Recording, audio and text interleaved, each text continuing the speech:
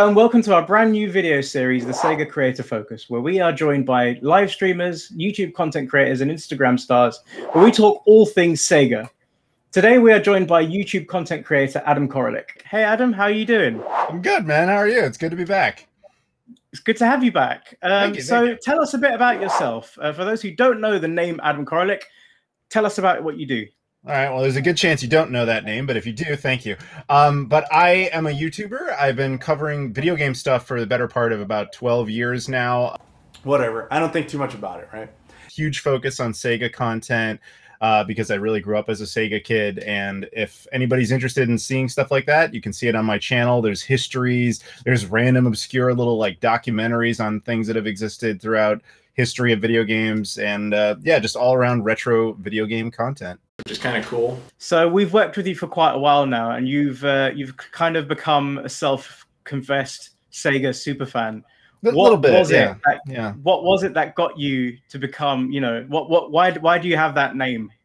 Like originally, or like with you specifically? Oh, no, originally.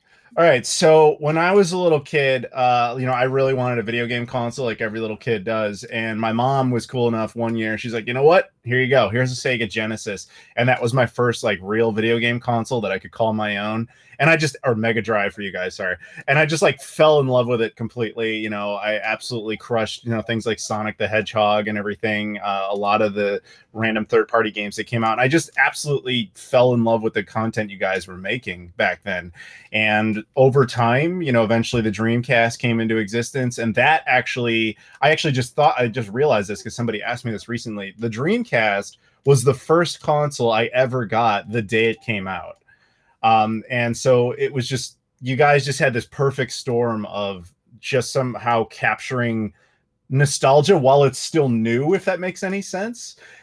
You just had this like skill set that I don't think, you know, frankly, anybody else ever really had, because, you know, when I was younger, I used to think like, okay, this group of consoles, this is for kids. This group of consoles, this is for like mature audiences only or whatever. But Sega was just about fun. And it meant fun for anybody. And that's, I still carry that, you know, thought process in my mind. So you mentioned that the Dreamcast, you know, that we will all know that's your favorite console. What's your favorite Sega game of all time? If you had to pick one, it's a hard question. Yeah, I'm sure that no one who watches me would ever be able to guess. But no, my favorite franchise of all time, not just Sega specific, but video games, is Shenmue. If you've been watching my videos at all, you know I'm completely and totally in love with that game.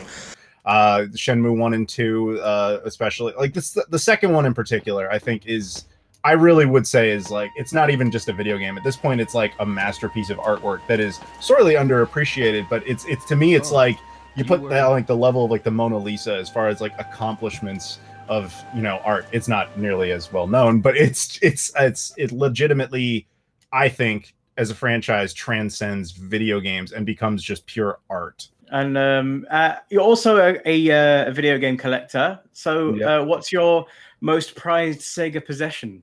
Well, I have I have quite a few. But given my ultimate one is too big that I can't possibly show it to you right here. It's something that Sega released in Japan called the Divers 2000 Dreamcast. It's like a Dreamcast that is a giant television, but it has a Dreamcast built into it. It's like a ridiculous little thing. But I do have some smaller things I thought I would go ahead and show you guys. So one of them, which might be kind of relevant. Well, you know what? We'll keep that one for last. First is a random game. You guys might know it. Panzer Dragoon Saga. I have the complete boxed version there. I think that one is, any real Sega collector knows about that. This one I found, I think, is amazing. This is possibly the most obscure Dreamcast release ever done. This is a game called Grauen no Torikagu Capital 6 Senritsu. The reason this is so uncommon is that in Japan, this was only released through Sega Direct, and supposedly this particular game only had about 600 copies, and 200 copies, and there were 6 games in the series. The last game only sold online for supposedly 200. In fact, when I first met you, we did the whole thing in Tokyo at Sega Fest, and if you remember, there was this big Sega Japan was doing this big thing for the Dreamcast 20th anniversary, and so they had like all these random Dreamcast games set up, and I actually looked, and they had the first 5 games, but even they did not have part 6. So I was like, I knew it, but it's possible they have it in a back room somewhere, but it wasn't on display. That much I know. And then, of course, I had to put this out there. This is the PS4 re-release of Shenmue 1 and 2 from Japan only. Not only is this the collector's edition that has the bonus music CD, but I actually got this signed by a ton of different people. I got it signed by Corey Marshall, who's the English voice actor. I see. Lisa Wilkerson. You must be American. Who played various characters. I got Eric Kelso, who voiced various characters in it as well. Masaya Matsukaze, who's actually the Japanese Ryo Hazuki, signed this, as well as the man himself, Yu Suzuki, signed that for me. So yeah, that one is just a personal, awesome Sega prize, if you will.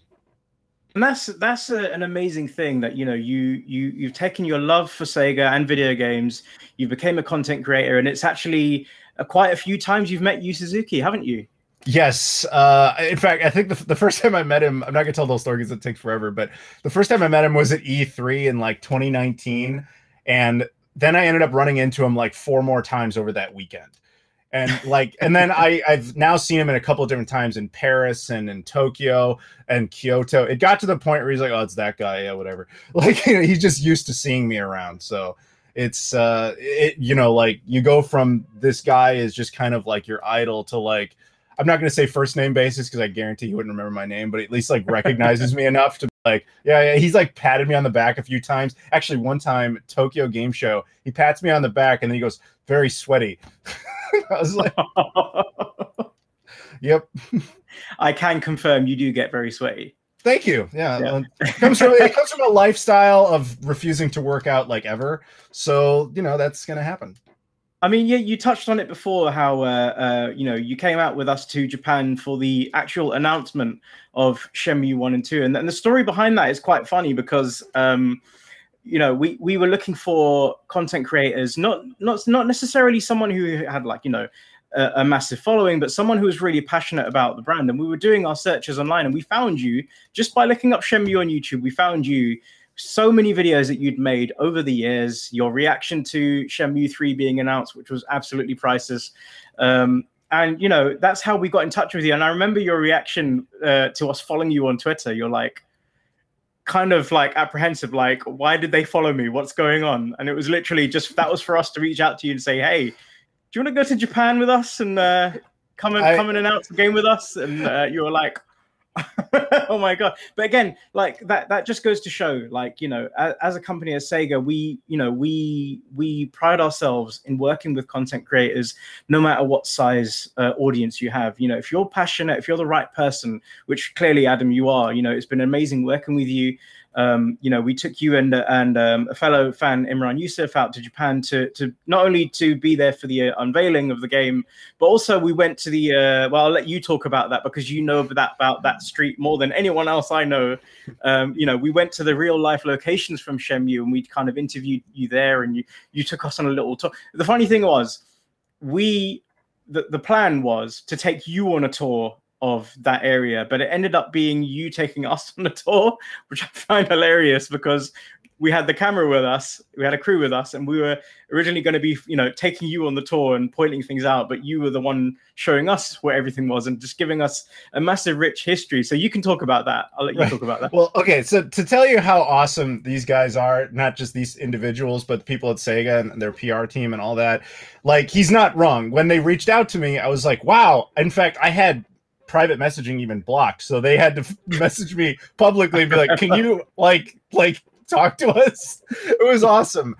So it was very humanizing, and that's probably the best way to put these guys, is that Sega is run by human beings that are just really, really cool people.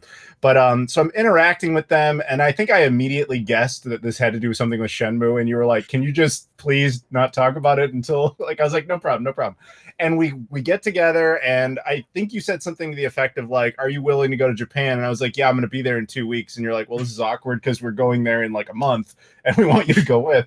And I was like, that's fine. And to the point you just made, yeah, we were hanging around on Dobuita Street, specifically in the Yokosuka area.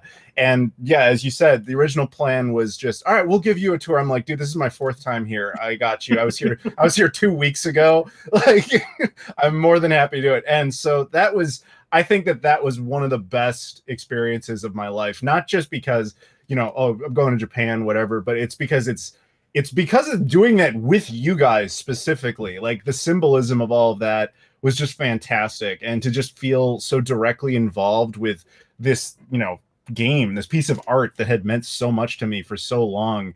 And to now, you know, I don't know, just to be involved again was just fantastic. And then eventually when we did the actual thing in Tokyo at SEGA Fest, I mean, that was like, you know, ultimate, one of my favorite experiences I've ever had.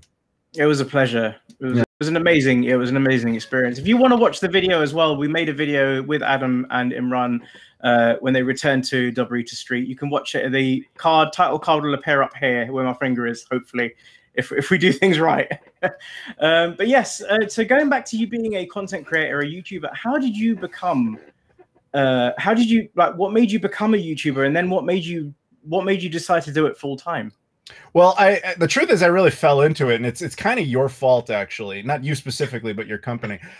So I actually went to film school at Columbia College, Chicago, and the goal back then was make short films and all that kind of thing, and build up some sort of audience, because I learned very quickly that film festivals are terrible. Like, you know, it's really hard to get into them, and even if you do get into one, your audience is like 20 people. You know, I got into a couple, but I just didn't enjoy that process. So I was like, I should put stuff online. I started doing that. And then I realized, like, you need more content if you're going to do YouTube. And we're talking like 2009 here. So it was a little different back then.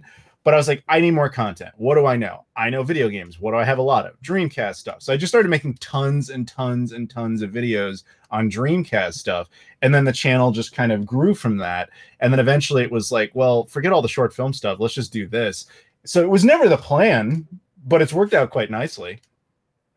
That's fantastic. And you just gone from strength to strength as well. I mean, we've seen you grow, your channel grow so much since we met you back in 2018, was it? I think we met early 2018, just before Shenmue 1 and 2 re-release was announced. That's right. And March 2018. That's right. Yeah, it all happened so quickly as well. I remember. Yeah. But, you know, congratulations. You know, you're doing really well. And, you know, on that, do you have any advice for anyone who wants to become a YouTuber or take that step into doing videos, or you know, you even live stream as well? Any advice that you would give to someone? Any, like, you know, tips or anything like that you'd give? Absolutely. The hardest part is beginning, because everybody thinks that they have to establish 100% of their style on their first go. You don't. Do what feels organic to you and just put the content out there, and stop giving yourself excuses to not do it. Stop being like, well, you know, I have a headache today. Oh, I'm busy today. I have to work 9 to 5. Come up with a video and make it. It doesn't matter if it doesn't have the slickest, you know, production values or whatever. Make your content. Just do it. On that, actually, yes, that's a very good point. When it comes to like the tech and the equipment, people get hung up a lot on the quality of the video, or the quality of the camera, or the lighting, or microphone. It doesn't matter. You can use the cheapest camera you can find, because and at the end of the day, it's you that's behind the camera. It's you that's going to be, people are going to be coming back for. So it's your personality that's going to shine. It doesn't matter. And then over time, you know, if you start earning money or whatever, you know, you start building some funds to, you know, invest in your channel, then you can worry about stuff like that. So that's definitely good advice. And thank you, Adam. Thank you so much for taking the time to chat to us. My pleasure. So that's been Adam Koralik, who's joined us to chat about his experiences and his love for Sega. We'll be back soon with another content creator, so stay tuned. Make sure you like and subscribe so you stay up to date on all our future videos. Thanks again. Bye-bye.